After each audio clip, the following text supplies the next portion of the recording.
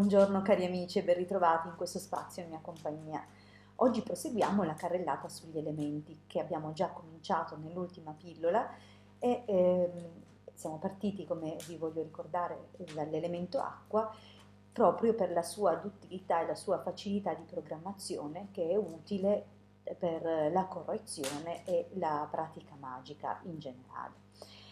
L'elemento fuoco è il primo a discendere dai regni dell'Akasha, come ho già velocemente accennato nello scorso video.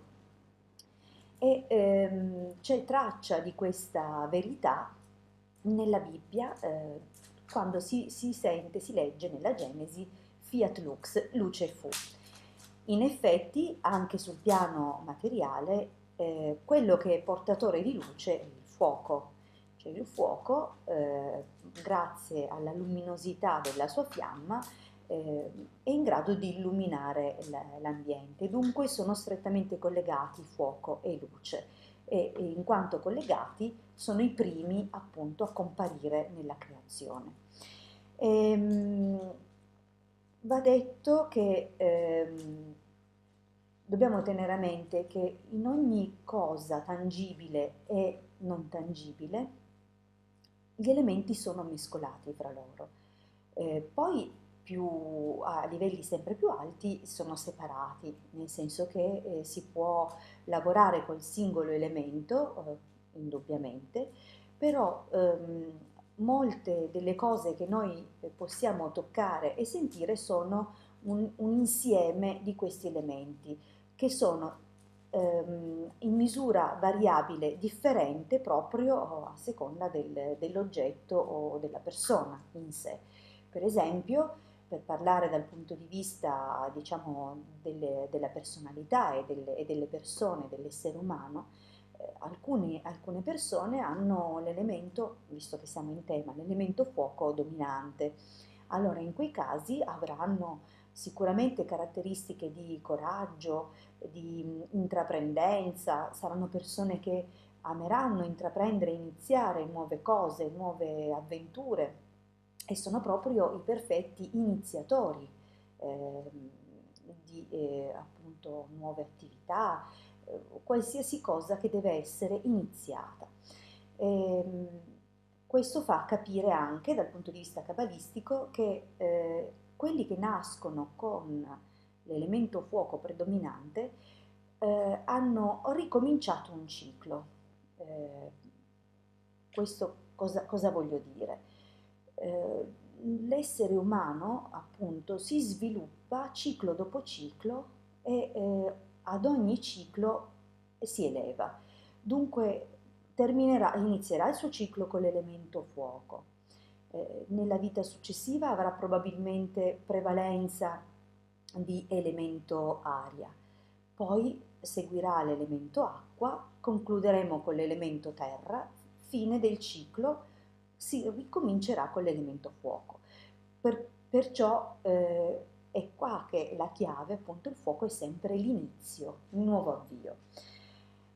Va anche detto appunto che ogni elemento ha due polarità, la polarità attiva e la polarità passiva. Dunque il segno più, diciamo così, indica la polarità positiva ovviamente, mentre è dunque la sua componente costruttiva. In termini astrologici ovviamente si tratterà delle qualità positive di chi appunto è dominato dall'elemento fuoco. In questo senso, eh, come ho detto prima, l'intraprendenza, il coraggio, la capacità insomma di dare il via alle nuove iniziative, di abbattere gli ostacoli. Dal punto di vista fisico, per esempio, capacità di recupero straordinarie nel caso di infortuni o di ehm, malanni, che dir si voglia.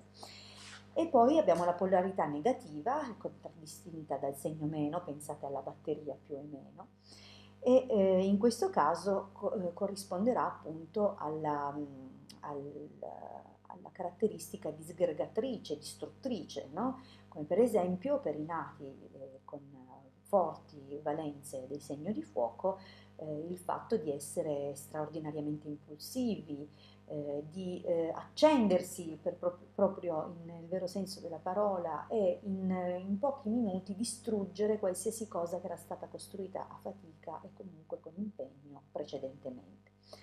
Questi sono un po' gli aspetti, diciamo così, dal punto di vista caratteriale, ma noi possiamo ritrovare in tutto quello che ci circonda le stesse polarità laddove appunto l'elemento fuoco è predominante. Dobbiamo anche ricordarci, come ho detto prima, che gli elementi sono mescolati in misura variabile, dunque il perfetto equilibrio, io intendo ovviamente dal punto di vista animico, è quello in cui gli elementi lavorano armonicamente in egual misura e questo è un grande obiettivo che si deve porre l'iniziato. E dunque per questo che è fondamentale il lavoro di osservazione sul sé, l'osservazione appunto di tutte quelle che sono le componenti dei singoli elementi all'interno della nostra personalità e del nostro carattere, diciamo così, segnarli, osservarli, vedere in quali momenti agiamo predominando e dando un maggiore spazio a un elemento piuttosto che a un altro, quali sono gli opportuni correttivi che possiamo apportare e di conseguenza appunto armonizzare al meglio la nostra personalità. Nell'universo dobbiamo ricordare non esistono il bene e il male, ma esiste una struttura perfettamente corrispondente alla volontà divina. Il senso di questo sta nel fatto che è necessario nel momento in cui lavoriamo su noi stessi capire che non dobbiamo focalizzarci sul concetto di bene o male, giusto o sbagliato dentro di noi, semplicemente riconoscere dove sono gli eccessi, dove sono le carenze, perché automaticamente correggendo questi aspetti raggiungiamo un equilibrio dove il giusto e lo sbagliato sono lasciati alle spalle e trascesi assolutamente. Cioè nel momento in cui una personalità è in equilibrio è chiaro che percorre un sentiero di giustizia, non è più sbilanciato qui o lì, non è più eccessivamente impulsivo nel caso dell'elemento fuoco, non è più nel caso per esempio dell'elemento acqua, visto che l'abbiamo analizzato la scorsa pillola, non è più troppo emotivo. In questo caso, quando c'è armonia fra gli elementi tra di loro si bilanciano e la persona è in grado di gestire le situazioni in modo molto più pacato, presente, meno tendente a lasciarsi trascinare dalle emozioni del momento, ma le vive con un distacco che non significa che non le viva, attenzione, significa solo che non se ne lascia travolgere, comprende che quelle situazioni sono temporanee, non lo descrivono, ma sono come nuvole che passano nel cielo e le lascia andare, non ci si aggrappa. Fermo restando però che comunque tutti viviamo dei momenti di prova.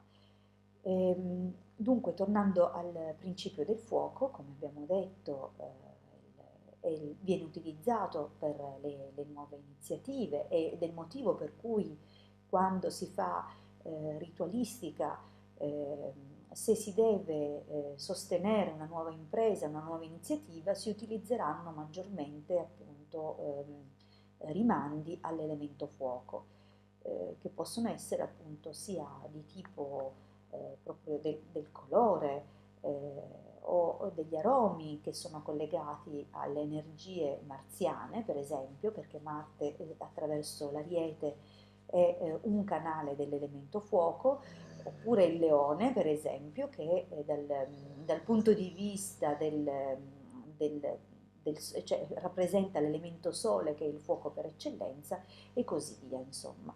In questo modo, appunto, si va a propiziare qualcosa di nuovo, che però, attenzione, è sempre rivolto all'interno, cioè noi dobbiamo sempre ragionare in termini di aprire canali dentro di noi, perché teniamo a mente che il fuori, quello che capita fuori a noi, è la realtà oggettivata del nostro interiore. Perciò, per questo molte persone, pur essendo tutti esseri umani, Ciascuno vive realtà differenti che sono in origine destinate da appunto i dominatori planetari che rispondendo alla legge perfetta del karma ci fanno nascere con determinati influssi più o meno favorevoli, più o meno intensi, che appunto determineranno un po' il nostro percorso, ma anche dicevo, i dominatori, ma anche il fatto che appunto possiamo comunque in ogni modo portare dei correttivi. Questo è insomma un po' il discorso in generale. L'elemento fuoco appunto in ritualistica è rappresentato dall'uso della candela. La candela unta, attenzione perché veicola la volontà di chi appunto sta officiando. E anche l'olio che circoscrive tutto il perimetro e la superficie della candela è parte considerabile elemento fuoco. Per quanto riguarda poi il lavoro che può essere fatto con il fuoco a livello di esercizio, possiamo rifarci ad esercizi della scuola ermetica e fare attraverso la respirazione la conoscenza dell'elemento fuoco portandolo dentro di noi. Si inizia generalmente con cicli brevi di 7 respirazioni, si immagina, insomma, ci si rilassa, si assume una posizione che sia comoda, ma non così comoda da indurci al sonno, ci si concentra sul respiro, una respirazione neutra in questo caso, dunque ci si focalizza sull'aria che entra e l'aria che esce, così da sgombrare la mente da altri pensieri. Quando si è appunto raggiunto un certo stato di rilassamento, non è necessario prolungare tantissimo questa fase proprio per evitare di rilassarsi eccessivamente e di addormentarsi. Però quanto basta per sentire appunto la tensione abbandonare il nostro corpo. Dopodiché, consapevoli che tutti gli elementi ci circondano, ci focalizzeremo soltanto sull'elemento fuoco. E nel momento in cui saremo consapevoli della presenza di essere circondati dall'elemento fuoco, e in questo caso ci può aiutare appunto anche, come dicevo prima, i colori, ovviamente useremo il rosso, e immagineremo appunto che la stanza si saturi di questo elemento e resteremo il tempo necessario di essere sicuri che l'ambiente intorno a noi sia saturo dell'elemento. Nel momento in cui con la nostra immaginazione, la nostra visione interiore, vedremo che siamo circondati appunto da questo abbraccio rosso dell'elemento fuoco, che noi sappiamo essere l'elemento fuoco, lo portiamo dentro di noi attraverso la respirazione. Dunque faremo 7 respiri incamerando l'elemento fuoco. Alla fine, raggiunto il 7° respiro, rilasceremo l'elemento fuoco con l'espirazione. Dunque all'inspirazione i primi 7 respiri porteremo dentro e l'espirazione sarà neutra, cioè dovremo accumulare e non liberare l'elemento fuoco, almeno alle prime 7 respirazioni. Le successive 7 al contrario, l'inspirazione sarà neutra e con l'espirazione elimineremo l'accumulo del fuoco, dell'elemento fuoco che abbiamo appunto portato dentro di noi. I risultati di questo esercizio potranno dare una sensazione di calore, chiaro, probabilmente non all'inizio e non con 7 respirazioni, ma nei giorni successivi si potrà aumentare il numero di respirazioni, possibilmente per un fattore simbolico mantenerlo a multipli di 7, perciò magari la volta dopo o 2 o 3 giorni dopo si può fare 14 respirazioni e in questo caso intendo sempre 14 respirazioni in entrata e 14 in uscita, perché poi dobbiamo ritornare al quantitativo di fuoco che avevamo in partenza e dunque lo rilasceremo. Soltanto nel caso di armonizzazioni dove l'elemento fuoco è carente, allora lo tratterremo, laddove poi percepiremo di aver raggiunto l'equilibrio, ma di questo parleremo poi più avanti.